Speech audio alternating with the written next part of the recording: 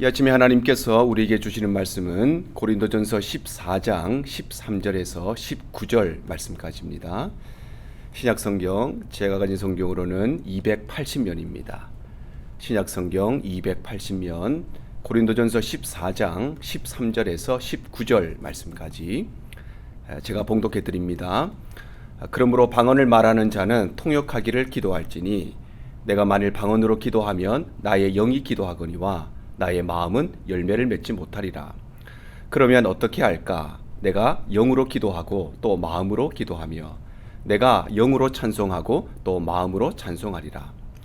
그렇지 아니하면 내가 영으로 축복할 때에 알지 못하는 처지에 있는 자가 내가 무슨 말을 하는지 알지 못하고 내 감사에 어찌 아멘하리요. 너는 감사를 잘하였으나 그러나 다른 사람은 덕세움을 받지 못하리라. 내가 너희 모든 사람보다 방언을 더 말함으로 하나님께 감사하노라. 그러나 교회에서 내가 남을 가르치기 위하여 깨달은 마음으로 5마디 말을 하는 것이 1만마디 방언으로 말하는 것보다 나으니라. 아멘. 오늘 본문의 말씀을 가지고 방언과 통역의 하모니라는 제목으로 말씀 나눌 때에 이 아침에도 하나님의 음성을 들으실 수 있기를 축복합니다. 바울 사도는 앞선 말씀들을 통해서 교회 안에서의 질서 있는 은사 사용, 즉 덕을 세우기 위한 올바른 은사 사용의 기본적인 원칙에 대해서 교훈하면서 이를 위해서 그 당시에 가장 대표적인 은사였던 방언의 은사와 예언의 은사를 그 예로 들어 설명했습니다. 특별히 바울은 오늘 본문 바로 앞선 말씀인 고린도전서 14장 전반부의 말씀을 통해서 방언의 은사를 필이나 검은고나 나팔과 같은 악기들, 즉 곱고 아름다운 소리를 내기는 하지만 그러나 분명한 메시지를 표현할 수는 없는 여러 악기들에 비유하면서 다른 사람들이 알아들을 수 없는 방언의 은사는 개인의 덕을 세우는 것이지만 그러나 다른 사람들이 알아들을 수 있고 또 그것을 이해할 수도 있는 예언의 은사는 교회의 덕을 세운다고 말씀했습니다. 그리고 오늘 본문의 말씀을 통해서는 방언의 은사를 받은 사람은 통역하기를 기도하라고 말씀합니다. 오늘 본문 13절 말씀. 그러므로 방언을 말하는 자는 통역하기를 기도할지니 말씀합니다. 여기에서 방언을 말하는 자는 통역하기를 기도하라는 것은 통역의 은사가 방언의 은사보다 더 우월하다는 것이 아니라 개인의 덕을 세우는 방언의 은사는 교회의 덕을 세우는 통역의 은사를 통해서 그 가치와 의미가 더욱더 빛나게 된다는 것. 즉 방언과 통역의 아름다운 조화를 말씀하시는 것입니다. 그래야 오늘 본문의 말씀은 방언의 은사와 예언의 은사가 서로 질서와 조화를 이루어야 하는 이유를 두 가지로 말씀하시면서 이를 통해 성숙한 신앙인과 성숙한 공동체의 모습은 어떤 모습인지를 우리에게 교훈하고 있습니다. 방언의 은사와 통역의 은사가 서로 질서와 조화를 이루어야 하는 첫 번째 이유는 우리의 신앙이 전인격적인 것이기 때문입니다.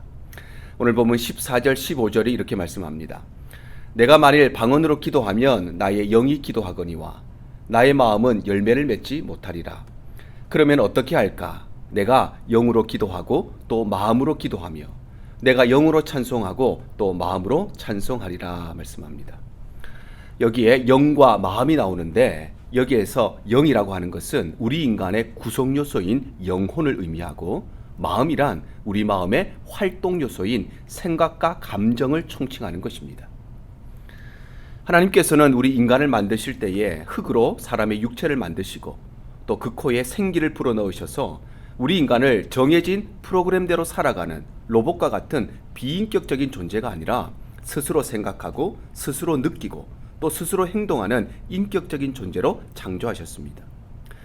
즉 우리 인간은 영혼과 육체로 구성되어 있으면서 이 영혼과 육체라는 두 가지 구성 요소들을 통해서 지성적으로 생각하고 감정적으로 느끼고 또 의지적으로 행동하는 존재, 즉 지정의의 활동을 하는 인격적인 존재로 창조된 것입니다. 그러므로 여기에 나오는 영이란 육체와 더불어서 우리 인간을 구성하고 있는 영혼을 의미하는 것이고 마음이란 영혼과 육체라는 구성 요소를 통해서 스스로 생각하고 느끼고 행동하는 활동의 요소를 총칭하는 말인 것입니다. 그런데 바울은 내가 만일 방언으로 기도하면 나의 영이 기도하지만 그러나 나의 마음은 열매를 맺지 못한다고 말씀합니다. 여기에서 방언으로 기도하면 영은 기도하지만 그러나 마음은 열매를 맺지 못한다는 것은 방언의 제한된 속성이나 또는 방언이 가진 한계를 말하는 것이 아니라 우리 인간의 영혼과 마음이 서로 구분되어진다는 것을 의미합니다. 즉 우리 인간은 영혼과 육체라는 두 가지 구성 요소를 바탕으로 해서 지정의라는 마음의 활동을 하기 때문에 영혼과 마음은 서로 분리할 수는 없지만 그러나 이 둘은 분명히 구분된다는 것입니다. 마치 나무의 줄기와 가지가 서로 구분은 될 수 있지만 그러나 이 둘을 분리할 수는 없는 것처럼 영혼과 마음의 관계도 마치 그러하다는 것입니다. 그러므로 방언으로 기도하면 영은 기도하지만 그러나 마음은 열매를 맺지 못한다는 것은 방언으로 기도한다는 것은 분명히 영으로 기도하는 일임에도 불구하고 그 기도가 그 사람의 생각이나 감정이나 행동들, 즉 그 사람의 마음이나 삶에 전혀 영향력을 끼치지 못할 수도 있다는 것입니다. 그러나 우리 인간은 영혼과 육체라는 두 가지 구성 요소를 통해서 지정의라는 마음의 활동을 하는 인격적인 존재이기 때문에 영혼이라는 구성 요소와 마음이라는 활동 요소는 서로 구분할 수는 있지만 그러나 분리할 수는 없는 전인격적인 존재인 것입니다. 그러므로 우리의 신앙도 단순히 영적인 것만을 말하는 것이 아니라 우리의 영혼과 육체는 물론이고 나아가서는 우리의 생각과 감정과 행동이 모두 포함되는 전인격적인 것이어야 하는 것입니다. 그래서 예수님께서도 이렇게 말씀하셨습니다. 누가복음 10장 27절 상반절 말씀. 대답하여 이르시되 내 마음을 다하며 목숨을 다하며 힘을 다하며 뜻을 다하여 주 너의 하나님을 사랑하라 말씀합니다. 바로 우리의 신앙은 단순히 영혼과만 관련되어 있는 것이 아니라 우리의 목숨과 우리의 마음과 또 우리의 힘과 뜻이 모두 연관되어 있는, 즉 우리의 신앙은 우리의 전인격과 총체적으로 연결되어 있다는 것입니다. 그러므로 우리의 신앙이 성장하고 변화된다는 것은 단순히 말이 바뀌는 것 또는 단순히 마음만 바뀌는 것이 아니라 우리의 말과 생각과 행동이 바뀌고 또 우리의 의지와 삶이 모두 총체적으로 바뀌는 것, 그것이 바로 진정한 신앙의 성장이고 성숙인 것입니다. 그래서 바울 사도 역시도 오늘 본문의 말씀을 통해서 단순히 영으로 기도할 뿐만 아니라 마음으로 기도하며 또 영으로 찬송할 뿐만 아니라 마음으로 찬송한다고 말씀하시는 것입니다. 왜냐하면 우리 인간은 전인격적인 존재이기 때문에 당연히 우리의 신앙도 우리의 전인격과 총체적이고도 긴밀하게 연결되어 있기 때문입니다. 이처럼 방언의 은사와 통역의 은사가 서로 질서와 조화를 이루어야 하는 첫 번째 이유는 우리 인간은 영혼과 육체라는 두 가지의 구성 요소를 바탕으로 해서 지정의라는 마음의 활동을 하는 전인격적인 존재이기 때문에, 그래서 우리의 신앙 역시도 당연히 그와 마찬가지로 우리의 전 존재를 모두 포함하는 전인격적인 것이어야 하기 때문입니다. 그러므로 영으로 기도하는 것이기는 하지만 그러나 사람들이 그 뜻을 알아들을 수 없는 방언의 은사는 그것을 육신의 귀로 알아듣고 또 마음으로 깨달을 수 있도록 해주는 통역의 은사와 질서를 이루고 조화를 이룰 때에 비로소 방언의 은사는 개인의 믿음뿐만 아니라 교회의 덕을 세우고 또 공동체의 은혜를 끼치는 귀한 은사로 사용될 수 있는 것입니다. 방언의 은사와 통역의 은사가 서로 질서와 조화를 이루어야 하는 두 번째 이유는 우리의 신앙이 공동체적인 것이기 때문입니다. 오늘 본문 16절 17절이 말씀합니다. 그렇지 아니하면 내가 영으로 축복할 때에 알지 못하는 처지에 있는 자가 내가 무슨 말을 하는지 알지 못하고 내 감사에 어찌 아멘하리요. 너는 감사를 잘 하였으나 그러나 다른 사람은 덕세움을 받지 못하리라 말씀합니다. 여기에서 영으로 축복한다는 것은 방언으로 기도하는 상태를 말하는 것이고, 알지 못하는 처지에 있는 사람이라는 것은 방언의 은사를 잘 모르는 사람, 즉 교회에 소속되어 있기는 하지만 그러나 아직 믿음의 뿌리가 깊지 못한 신앙의 초보자들을 의미합니다. 하나님께서는 이 세상을 창조하실 때에 이 땅의 피조 세계를 모든 피조물들이 서로 돕고 섬기면서 함께 공존하며 살아가는 공동체로 창조하셨습니다. 그래서 빛과 어두움이, 하늘과 땅이, 또 낮과 밤이, 그리고 식물과 동물이 상호 공존하며 살아가도록 하셨고, 또한 사람과 대자연도 함께 어우러져 살아가게 하셨으며, 가정도 남편과 아내가 서로 돕고 사랑하는 공동체로 창조하셨을 뿐만 아니라 교회 역시도 서로가 서로를 더불어 섬기는 공동체로 창조하신 것입니다. 왜냐하면 온 우주의 창조자이신 성부와 성자와 성령 하나님께서 일체로, 즉 하나의 공동체로 존재하시기 때문에 하나님께서는 이 땅의 모든 피조 세계도 공동체로 창조하셨을 뿐만 아니라 우리 인간도 더불어 함께 공동체로 살아가는 사회적 존재로 창조하신 것입니다. 그런데 바울은 누군가가 영으로 축복할 때에, 즉 방언으로 기도할 때에 알지 못하는 처지에 있는 사람, 즉 방언의 은사에 대해서 잘 모르는 신앙의 초보자들은 그 방언이 무슨 말인지 또 무슨 기도인지를 알 수가 없을 뿐만 아니라 그로 인하여서 그 기도에 아멘하지 못하는, 즉 그 기도에 함께 동참하거나 화답할 수가 없다고 말씀합니다. 그러므로 개인적인 기도가 아닌 공동체의 공적 모임에서 방언으로 기도하는 것은 작게는 다른 사람들과의 개인적인 관계에서, 그리고 크게는 공동체가 하나 되는 일에 결코 유익하지 못한 일인 것입니다. 왜냐하면 교회 공동체 안에는 방언의 은사에 대해서 잘 알고 있는 성숙된 신앙인들도 있지만, 그러나 교회 안에는 아직 믿음이 연약한 미성숙한 신자들도 많이 있기 때문에, 그래서 이들을 배려하지 않는 것은 이들에 대한 무례한 행동이 되기 때문입니다. 그래서 바울은 공적 모임에서의 방언 기도가 기도하는 개인에게는 영적으로 유익할 수 있지만, 그러나 다른 사람은 덕세용을 받지 못하는, 즉 공동체 전체가 기도와 믿음으로 하나 되어야 하는 공적인 면에서는 결코 유익하지 못하다고 말씀하는 것입니다. 그러나 우리 인간은 공동체로 존재하시는 하나님의 존재 양식을 따라서 가정도 교회도 서로 섬기고 사랑으로 하나 되는 공동체로 지음을 받았습니다. 그러므로 성숙된 사람, 성숙된 신앙인은 개인의 덕을 세우는 것이 아니라 교회의 덕을 세우고 또 자신의 유익이 아니라 공동체의 유익을 추구하는 사람인 것입니다. 그래서 예수님께서도 이렇게 말씀하십니다. 요한복음 13장 34절 35절 말씀. 새 계명을 너희에게 주노니 서로 사랑하라. 내가 너희를 사랑한 것 같이 너희도 서로 사랑하라.